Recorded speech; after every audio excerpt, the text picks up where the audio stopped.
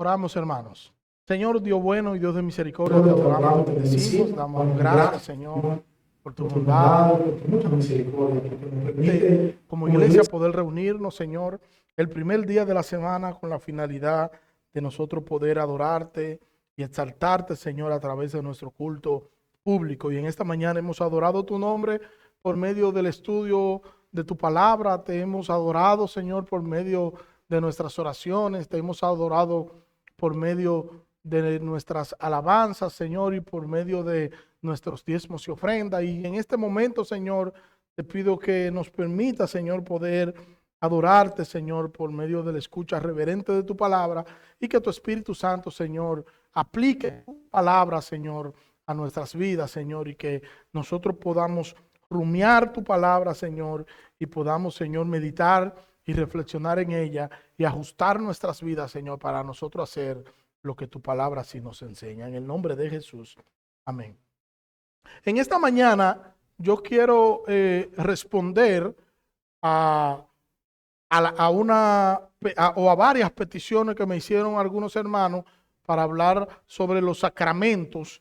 Y hace varios meses algunos de ustedes me han dicho que habláramos un poquito más del tema de los sacramentos, específicamente hablando sobre la Santa Cena. Ustedes saben que existe dos sacramentos, uno es el bautismo y el otro es la Santa Cena. Yo voy a intentar hoy hablar sobre el tema de la Santa Cena, de la Cena del Señor como uno de los sacramentos, y así darle respuesta a ustedes que me están pidiendo querer tener más información en torno a lo que enseña la Santa Palabra de Dios, a lo que es la Cena del Señor.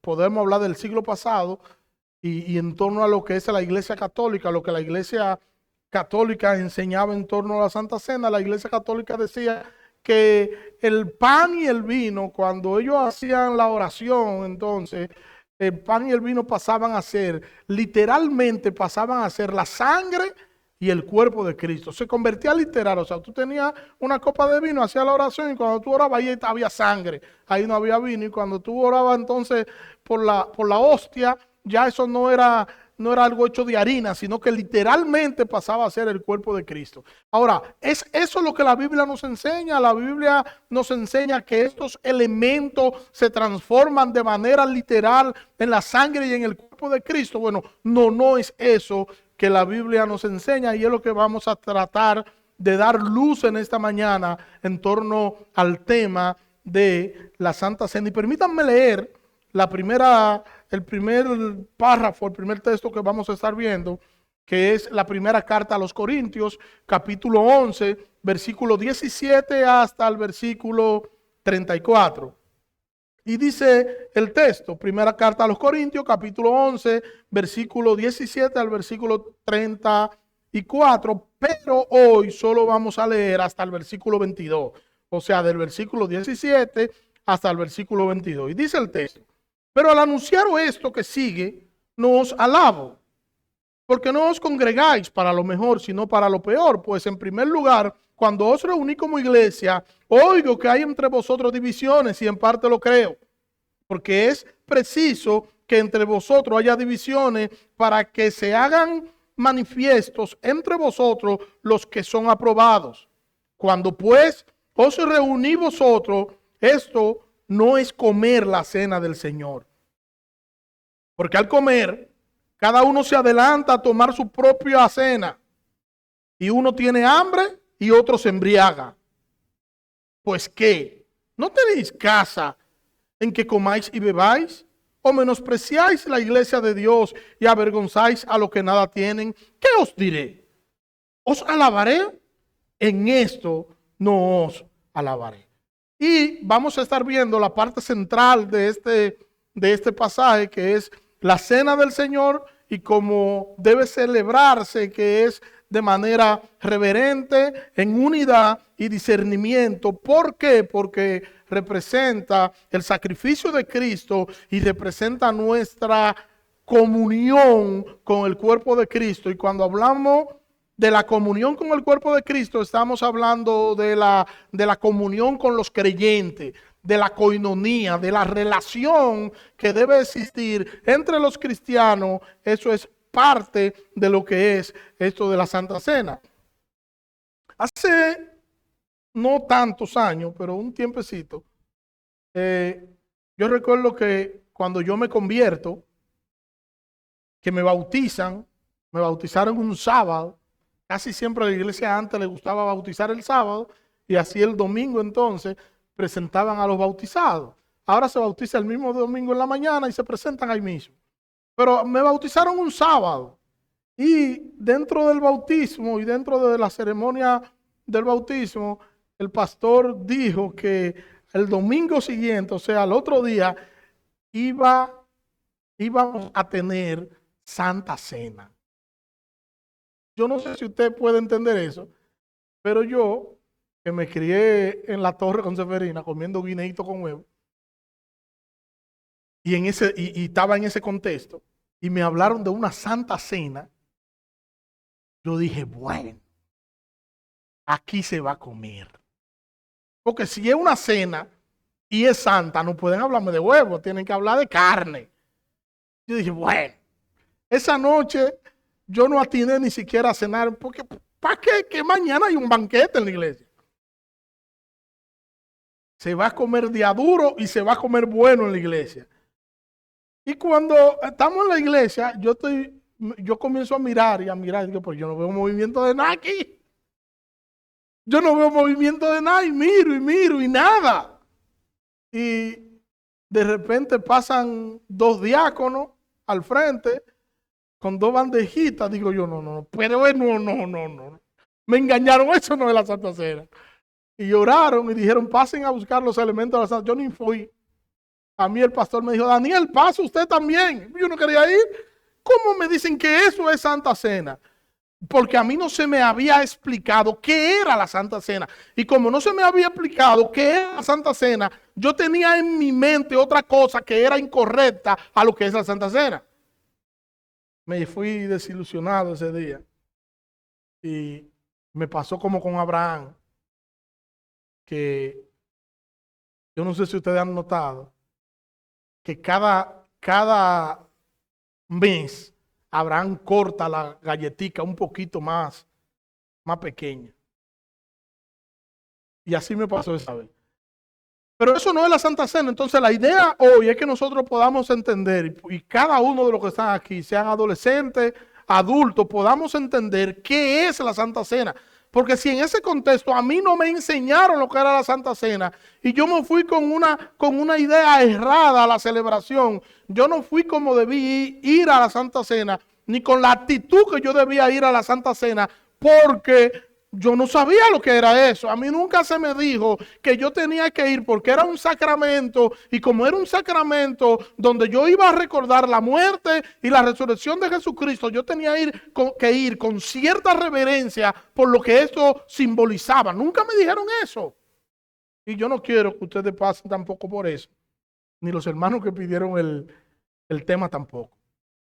Y quiero que veamos primero un poquito de contexto en torno a la carta a los Corintios, para que podamos entender por qué a los Corintios le escribe al respecto.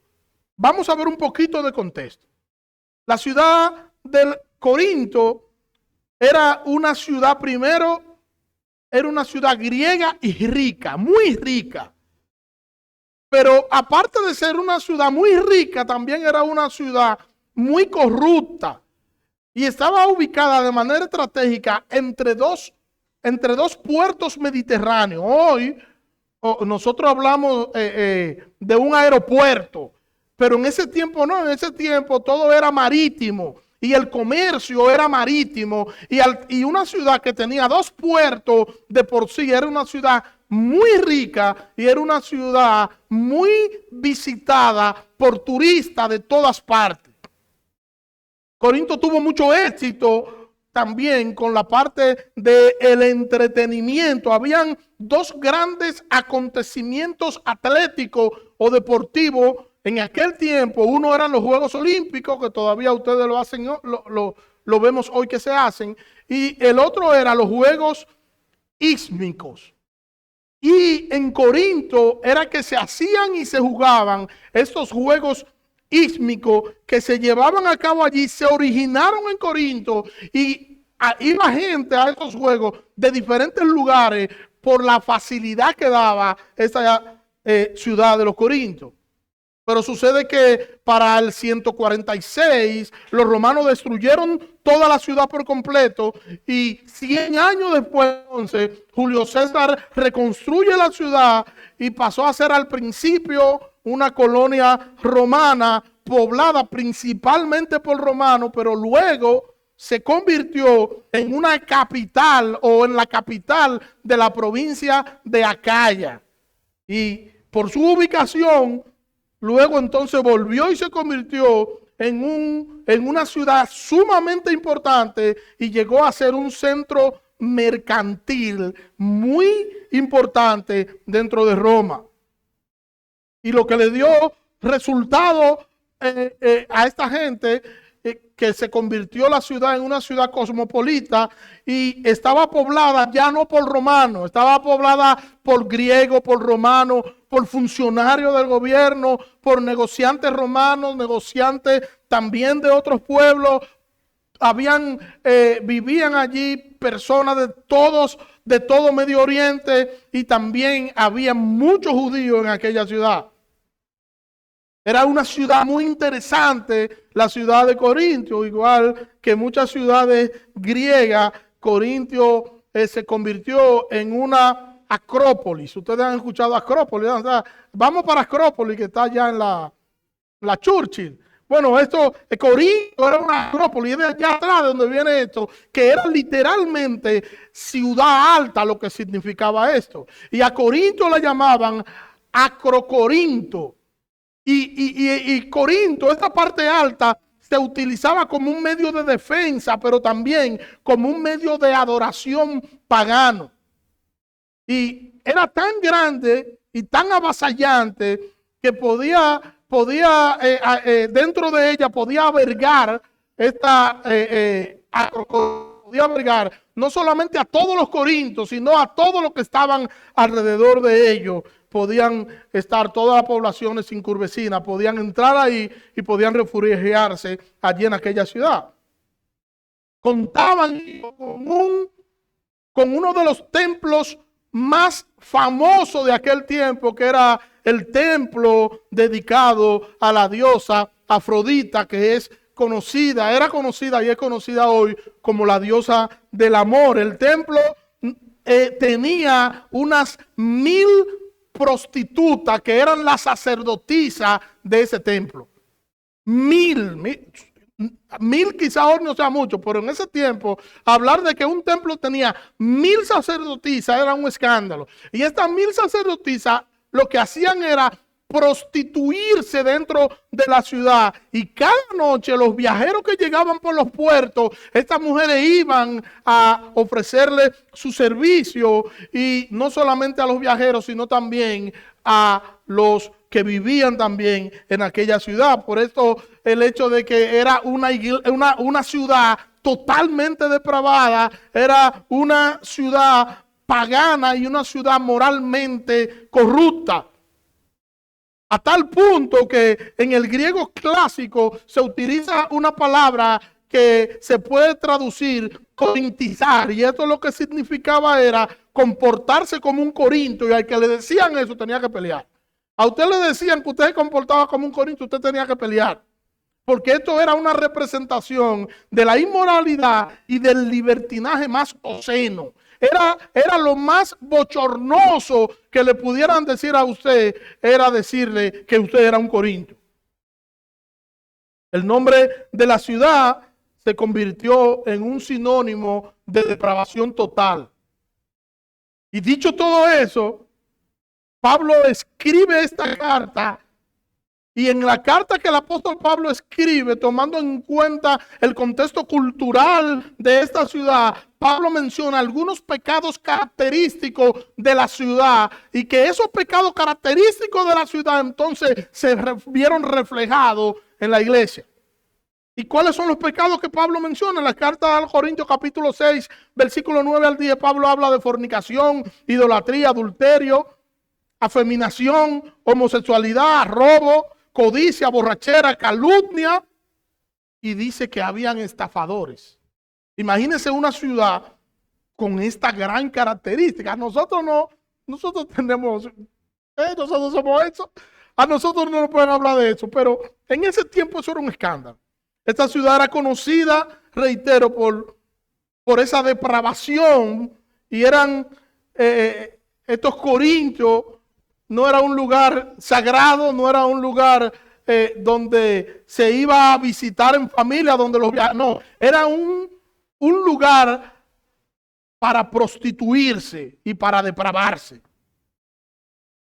Imagínense los que vivían allí. La iglesia en Corinto era una iglesia que vivía en el lugar donde había una promiscuidad y donde el pecado se promovía. Y cuando la iglesia está allí, lo que se convierte, que vienen de la sociedad a la iglesia, vienen con un sinnúmero de dificultades y con un sinnúmero de problemas. ¿Y qué era lo que estaba sucediendo? Que la iglesia, en vez de revisar su mal comportamiento, ellos estaban sintiéndose afines con los pecados que se practicaban allá afuera, y ellos se sentían bien practicando lo que practicaba la ciudad. Y eso es algo doloroso y algo terrible. Algunos de los creyentes corintios habían sido de hecho culpables de practicar pecados escandalosos. Y ustedes lo ven en el capítulo 6, en el versículo 11. Pecados escandalosos. Cristianos que cuando no eran creyentes vivían en la inmundicia y practicaban cualquiera de esos pecados que yo le mencioné. Y cuando son creyentes, siguen practicando y siguen viviendo la misma vida y se siguen comportando igual y siguen haciendo lo mismo que hacían cuando no eran creyentes. Ellos olvidando que las escrituras dicen que el que está en Cristo, nueva criatura es, las cosas viejas pasaron y aquí todas son hechas nuevas. No puede ser el mismo. El que viene del mundo y llega a la iglesia no puede ser el mismo, porque es transformado por la palabra del Señor. Sin embargo, nosotros vemos una iglesia aquí que donde la mayoría que hace justificar el comportamiento o justificar la práctica pecaminosa de muchos creyentes. Y otros en la iglesia no era que solamente vivían de manera inmoral, sino que se complacían con los que vivían de esa manera. Y se involucraban en pecado terrible. A tal punto que dice el capítulo 5, versículo 1, que había uno que estaba practicando incesto. Que estaba viviendo con la mujer de su papá. Oiga, ¿hasta qué nivel? Pero pastor, usted está diciendo eso, pero eso era en la ciudad, no, eso era dentro de la iglesia. La iglesia estaba practicando el pecado de una forma bochornosa y vergonzosa. Y la iglesia, en vez de cuidarse de lo que estaba haciendo la sociedad, y la iglesia, en vez de cuidarse de lo que el mundo estaba haciendo y vivir una vida santa para la gloria de Dios, la iglesia se estaba involucrando en todas estas diabluras. Esta no es una carta que está dirigida a inconversos, es una carta dirigida a creyentes. Y lo que está sucediendo allí no está sucediendo en una comunidad inconversa, sino en la iglesia, en una comunidad de fe.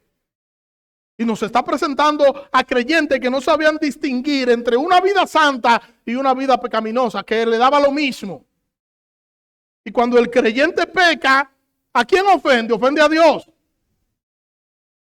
Y el creyente puede pecar por acción u omisión. Y puede pecar porque viola el mandamiento del Señor. El Señor nos exige a nosotros como creyentes que debemos vivir vidas en santidad y en pureza. No debemos nosotros vivir de otra manera, sino reflejar nosotros a Cristo en nuestro trato. Y era lo que no estaba sucediendo en el trato de la iglesia, en la relación de hermano. Tiene que verse Cristo, porque se supone que Cristo es el centro, que Cristo es la razón, que ya no vivo yo, que vive Cristo en mí. Y si Cristo vive en mí y Cristo es la razón de ser de mi vida y Cristo es la razón de ser de tu vida, entonces nosotros nos vamos a tratar como cristianos, y en ese trato de nosotros se va a ver que Cristo reina en nosotros. Y eso no se estaba viendo en la iglesia.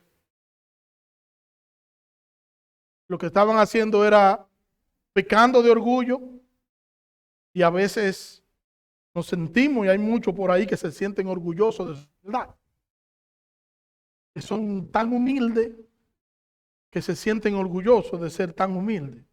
Y eso es una actitud pecaminosa que acarrea consecuencias, así como sucedió en la iglesia de los Corintios. Mentimos, criticamos,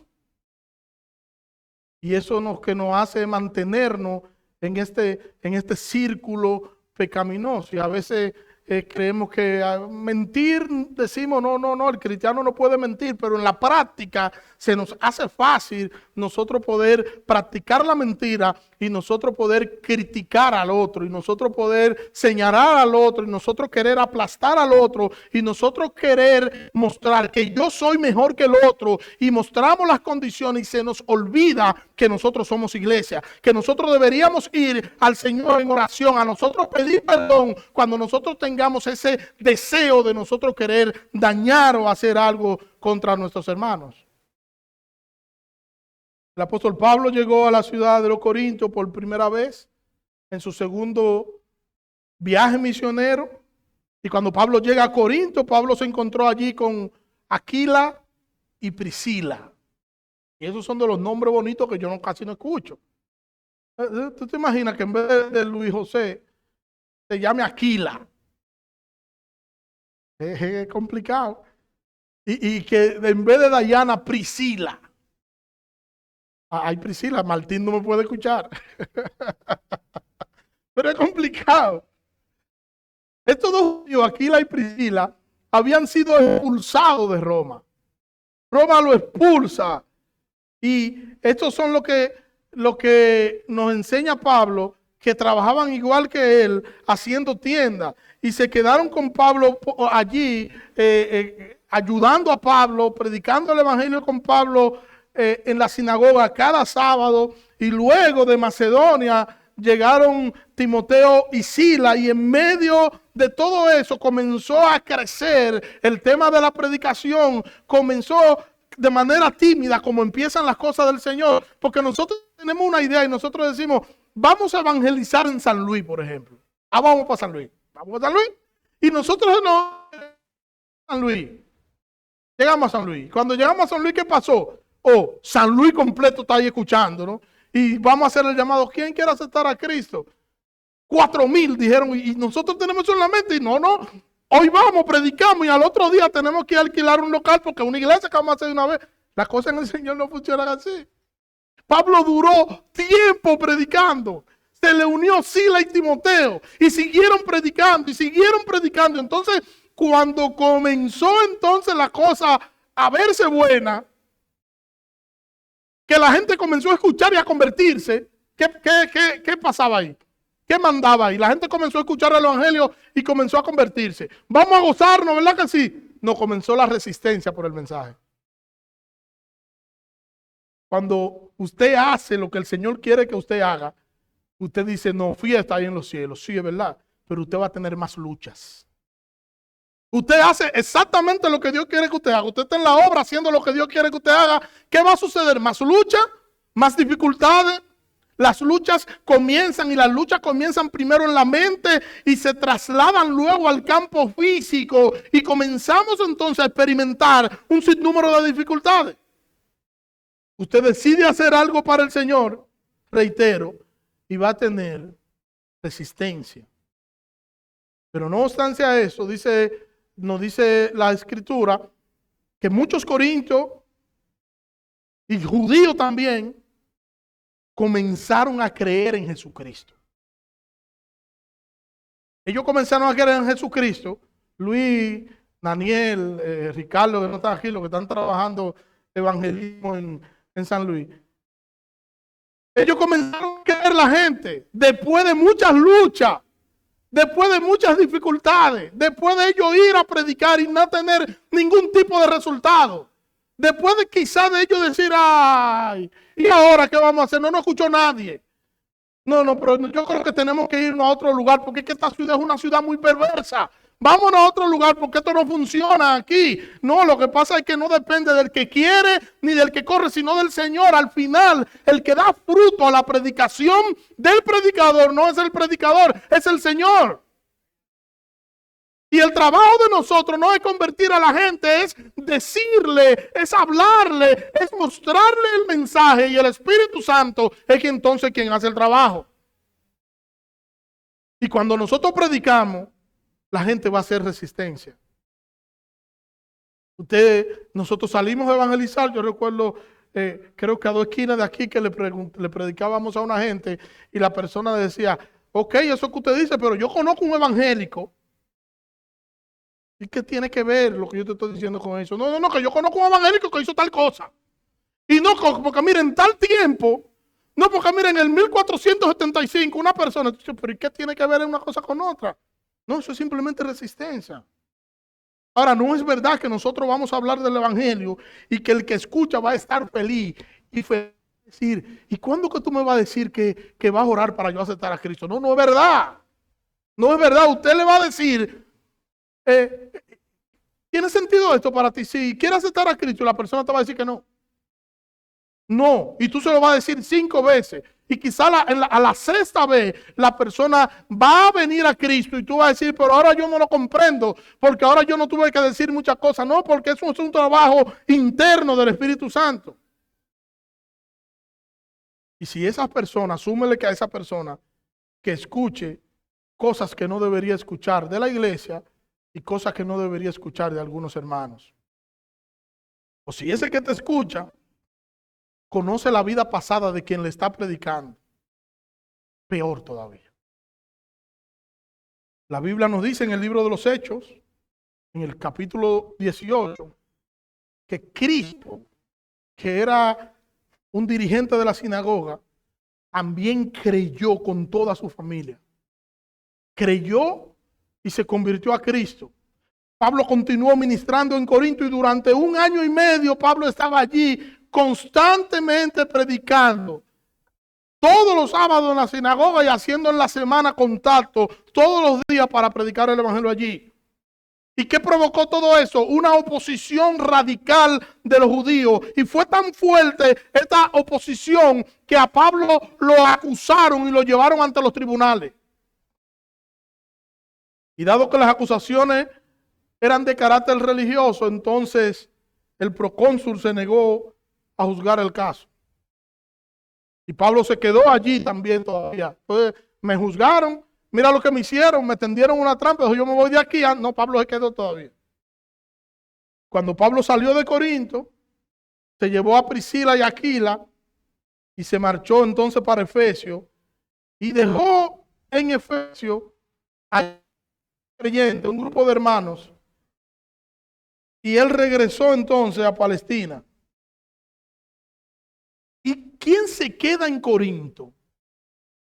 ¿Quién está en Corinto cuando estamos leyendo esta carta? ¿Quién es el pastor aquí?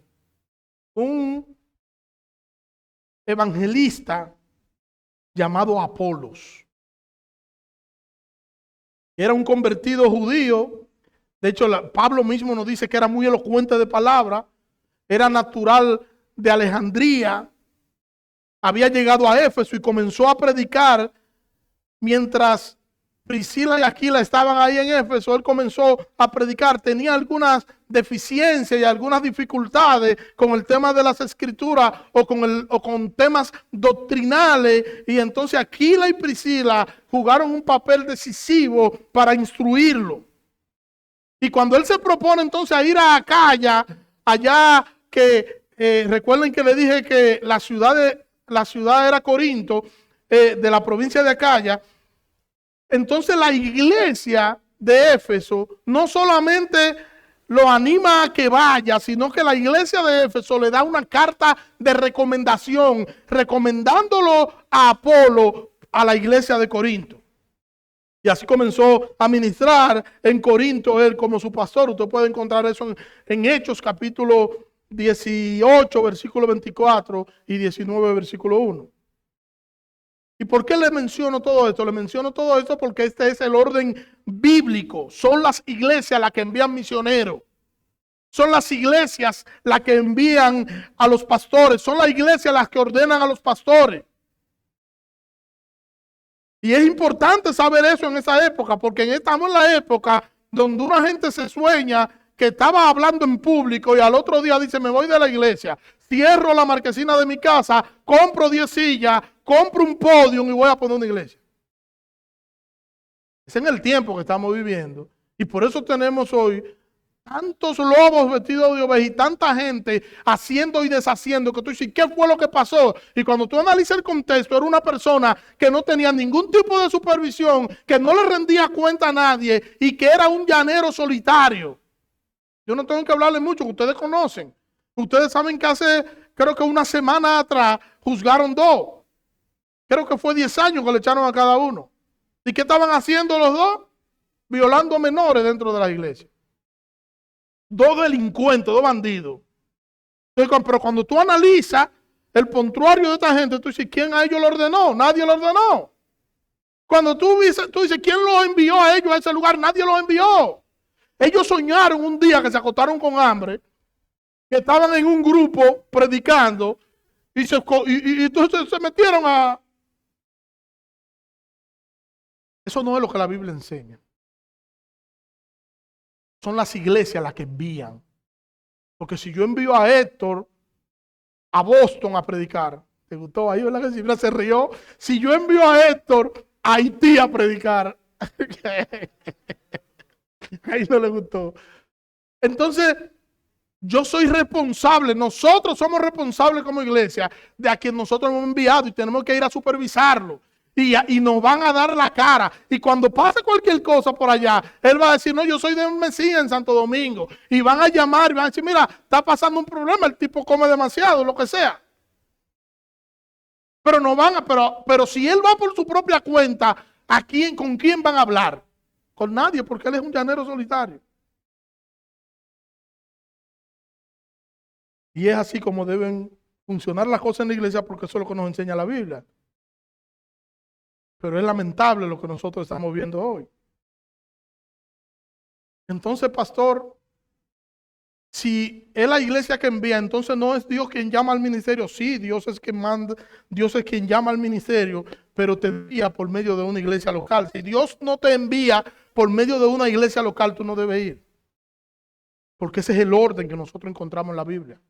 Todo lo que está en las escrituras, todo está concebido desde una iglesia local. Todas las cartas no se le mandaron a grupo. Mira, en tal sitio hay una gente, llévamele esa cartica. Y no, es en el contexto de una iglesia local, sea pequeña, sea grande, en el contexto de una iglesia local. Y en algún momento, entre la salida de Pablo de Corinto y la carta que nosotros conocemos como primera carta a los Corintios, hubo otra carta que nosotros no tenemos. Se cree no, que se perdió. Y que algunos estudiosos bíblicos se refieren a esa carta como la carta perdida. Que también se dice que fue una carta de corrección por lo que el apóstol Pablo dice en la primera carta. O sea, que lo que es la primera carta de los Corintios no es la primera, es la segunda. Y lo que nosotros tenemos como la segunda, no es la segunda, es la tercera. Una iglesia que cuando nosotros la analizamos nos damos cuenta que es una iglesia rica en dones espirituales. Todos los dones usted los ve en Corinto. Pero también usted ve en Corinto que más todos los pecados, división, inmoralidad, orgullo, desorden litúrgico, abuso de la libertad cristiana. Hay creyentes que quieren justificar y querían justificar en Corinto su pecado y Nada es nada y nada era nada, y así también sucede en muchos grupos. Y en nombre de Dios hay quienes quieren pecar, y en nombre de Dios y en nombre también de la libertad cristiana, porque a veces la libertad cristiana no es una libertad, sino un libertinaje. Y muchos creyentes eran en Corinto nuevos convertidos que habían salido del paganismo y traían consigo costumbres que aún no habían sido transformadas por el evangelio. Y cuando venían del mundo, cuando venían del paganismo de la ciudad de los Corintios, inmediatamente se incluían dentro de las cosas de la iglesia. No se les daba ningún tipo de enseñanza, no se les daba ningún tipo de instrucción, y se colocaban allí, y ya usted sabe que eso era una bomba de tiempo. Porque al que viene, que hace profesión de fe, ¿qué es lo que hay que hacer con esa persona? ¿Qué hay que hacer? Instruirlo. Hay que enseñarle lo que es vivir conforme a la palabra de Dios. Hay que enseñarle lo que es el evangelio. Porque el evangelio transforma vida. Eso es verdad, pero hay que exponerse al evangelio y hay que conocerlo. Y por eso mucha gente todavía hoy que hace profesión de fe y llega a la iglesia y no es instruido, es incluido inmediatamente a todo lo que se hace en la iglesia, a funciones de liderazgo, a funciones de direcciones, y tú encuentras gente y dices, pero ¿y cómo es que esa persona dice tal cosa? Que fue una persona que no fue instruida por el evangelio. Y en el siglo I las iglesias se reunían en casas grandes regularmente. Y casi siempre los dueños de esas casas grandes eran gente adinerada. Casi siempre, en ese tiempo, el común denominador era que eran personas que tenían dinero y la mayoría eran pobres, pero los dueños de esas casas gigantes y grandes, había que tener dinero para eso. Y eso me acuerda, Héctor, no sé si tú te acuerdas, que cuando nosotros comenzamos a evangelizar en la Charle allá, donde estaba la iglesia en Manuel primero, que era como se llamaba, arriba de donde arriba de donde Minaya. Nosotros un día íbamos Miriela, Narciso, creo que éramos nada más Miriela, Narciso y yo, y teníamos como 6 horas en esa calle, en la calle donde vive Héctor, predicando ahí casa por casa. Y no habíamos comido siquiera. Y teníamos un hambre. Una sola. Y me dice, Narciso me dice, Daniel, vamos a entrar a esta casa aquí, que a mí hay unos hermanos que viven aquí, que me hablaron de ellos, que era Héctor y Glenny, que todavía no se habían integrado. Y yo le dije, mire, entre usted solo, yo me voy para mi casa. Yo me estaba muriendo. Y cuando entraron a la casa grande, que era la casa grande, que por eso me acuerdo, después que salieron de ahí me llamaron para burlarse de mí. Esa es una casa de rico. Nos dieron queso y nos dieron de todo. Era así mismo en Corinto. El que tenía una casa grande era sinónimo de que tenía cierta holgura económica. Y entonces era común que la cena del Señor se celebrara como parte de una comida fraternal. No era que como Abraham nos tiene a nosotros con su pedacito, no. Se comía de verdad. Y se hacía una comida de verdad. Y después de la comida entonces vamos a celebrar la cena del Señor. Todos comían juntos entonces en aquel lugar, en aquella casa, y comían juntos, compartían, había cierta coinonía, y después entonces partían el pan. Y quiero citar al pastor John MacArthur, que dice al respecto, cito, en Corinto, los creyentes no compartían la comida equitativamente. Los ricos traían banquete para sí mismos y comían antes que llegaran los pobres, quienes muchas veces llegaban después de trabajar, fin de la cita. O sea, mire el contexto. Ellos se reunían, pero era el primer día de la semana, sí, pero el trabajo no era como ahora. y había que trabajar para poder comer. Y el que no tenía muchos recursos, ni tenía muchas cosas, iba, hacía el trabajo y al mediodía, a veces en el tiempo de almuerzo, iba a la iglesia, compartía con los hermanos y luego volvía a su quehaceres. Y dice, lo que está diciendo aquí el pastor MacArthur es que habían ricos en la iglesia de Corinto, que cuando los hermanos venían a llegar a la hora de la comida, ya ellos estaban borrachos. Y otros estaban hartos, como un animalito de eso, de 4 patas. Y por eso Pablo dice en el versículo 21, uno tiene hambre y otro se embriaga. Y eso convertía la cena del Señor no en algo de comunión, sino de escándalo y división. Y Pablo nos enseña que la cena del Señor no es una comida simplemente común y corriente, sino que nosotros participamos en esto del cuerpo y la sangre de Cristo, y que esto es un simbolismo y que nosotros debemos discernir para nosotros no profanar lo que significa este sacramento, y nosotros deberíamos tener en alto hacer este sacramento porque estamos llevando el simbolismo de la muerte y la resurrección de nuestro Salvador. Y por eso Pablo, allí en este capítulo 11, nos exhorta a que nos hagamos un autoanálisis. A que nos hagamos un autoanálisis no como un obstáculo para que nosotros participemos.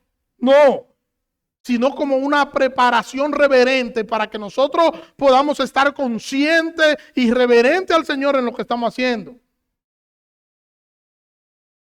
Y tenemos que decir que esto es un pasaje solemne y es un pasaje profundamente espiritual. En este tramo, en estos versículos bíblicos del 17 al 34, el apóstol Pablo se dirige a una iglesia que había comenzado a profanar la cena del Señor. En lugar de que esto sea una comunión santa alrededor del evangelio en torno a los creyentes que están ahí, esto se había convertido en una actividad egoísta de creyentes que se creían lo que no eran y que estaban pecando, uno de glotonería, otro de borrachera y otro de orgulloso. Y yo les pregunto a ustedes en esta mañana, ¿podría eso pasarnos a nosotros?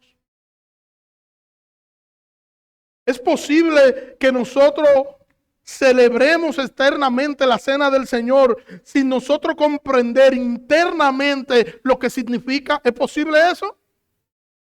Contésteselo. Que ni siquiera nosotros pensemos en lo que la cena del Señor significa al nosotros participar de este sacramento. La cena del Señor no es un rito vacío. La cena del Señor no es una tradición muerta. Es una especie de mesa simbólica donde Cristo mismo nos alimenta con su gracia y es una expresión visible del evangelio. Por eso Pablo dice, por eso al anunciar esto, que sigue no os alabo, porque no os congregáis para lo mejor, sino para lo peor. Versículo 18. Pues en primer lugar, cuando os reuní como iglesia, oigo que hay entre vosotros divisiones, y en parte lo creo. ¿Cómo es posible que la iglesia se reúne y en vez de la iglesia estar unida y gozosa y poder estar compartiendo entre hermanos, nos vamos a reunir? Cada vez que nos reunimos hay un problema. Tenemos que examinarnos y cada vez que nos reunimos como iglesia entonces hay un problema. Pablo dice, yo no lo voy a alabar a ustedes por eso. ¿Y qué es lo que Pablo está diciendo? Pablo lo que está diciendo es, en esto que ustedes están haciendo, en vez de ustedes edificar, ustedes están destruyendo y ustedes se están comportando peores que los impíos. Cuando se debería pensar en los demás, no, se está pensando de manera egoísta y cada quien está pensando en sí mismo y no está pensando en nadie. ¿Es Cristo la razón de ser de esta celebración? No, no es Cristo. ¿Qué era lo que estaba ocurriendo? Los corintios se reunían, pero no se reunían como una iglesia unida en Cristo. Algunos llegaban temprano, comían abundantemente. Y como había vino allí, que era lo normal, por el contexto cultural, se emborrachaban. Y cuando llegaban los demás, pasaban hambre porque ya se habían comido lo que había. La cena del Señor se había convertido en una especie de banquete privado donde reinaba el clasismo, el egoísmo y la indiferencia. Porque se supone que si nosotros nos reunimos como iglesia a comer, y nosotros nos vamos a reunir como iglesia a comer, y nosotros nos vamos a pararnos a servir, se supone que si yo me sirvo de primero, yo tengo que pensar que detrás de mí vienen otros y que yo tengo que servirme de manera moderada. ¿No es así? De hecho, yo recuerdo en esta semana me decía Arismendi criticándome, porque eso es lo único que hace, criticar a los hombres de Dios. Me decía Arismendi, pero ustedes lo ven así, pero él no come igual en la iglesia él no come. Y no es que no come en la iglesia, es que hay que ser moderado. ¿Por qué? Porque la comida que está ahí no es toda para mí, es para todo. Y si podemos comer y después nos servimos más y hay para repetir, vamos a repetir. Y vamos a repetir 5 veces si se puede, 20 veces si se puede, pero yo tengo que ser prudente sabiendo que mis hermanos vienen detrás a comer también. Porque eso es lo que nos hace a nosotros cristianos. Saber, estamos en un contexto cristiano donde el uno debería pensar en el otro y no que nosotros menospreciemos al que viene detrás. No, porque esto lo traje yo, esto es mío. Si no, por eso Pablo dice, menosprecian ustedes a la iglesia de Dios y avergonzáis a los que nada tienen. Era una especie de humillación a los pobres porque estaban destruyendo la comunión con el Señor o la comunión entre ellos. La cena del Señor no es una actividad individual. No podemos verla como una actividad particular e individual, sino como una participación comunitaria de todo el cuerpo de Cristo. Y celebrar nosotros la cena sin nosotros amar a nuestros hermanos y sin mostrar afecto a nuestros hermanos, entonces nosotros estamos profanando la cena del Señor. Si yo voy a la cena con rencor, con orgullo, con indiferencia hacia otro, estoy participando de manera indigna, dice el apóstol Pablo, porque si eso sucede, yo debo acercarme a ese hermano y abrazar a ese hermano y decirle perdóname. Yo no sé si ustedes se acuerdan cuando Héctor me dijo lo que me dijo la otra vez. ¿Ustedes se acuerdan? Que estábamos partiendo algo en su casa y le cayó una chispita ahí y le faltó darme golpe. Yo le pedí perdón porque ese es mi hermano.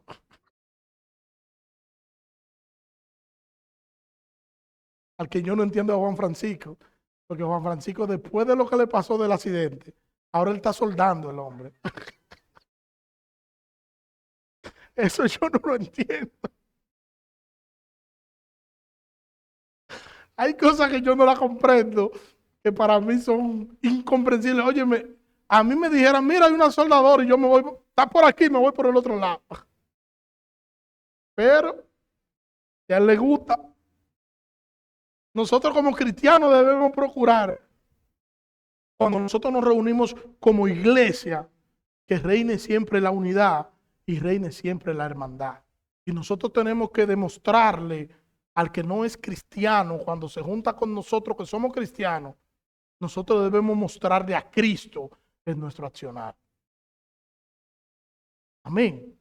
En nuestro trato, en la forma en la que nos comportamos, en la forma en la que nosotros nos tratamos como creyentes. Y ese creyente, ese que no es cristiano, que viene al grupo entonces, tiene que decir, oye, el amor prima dentro de ellos. Y con eso nosotros estamos predicando el evangelio. Y es mejor predicar el evangelio así que predicarlo con palabras.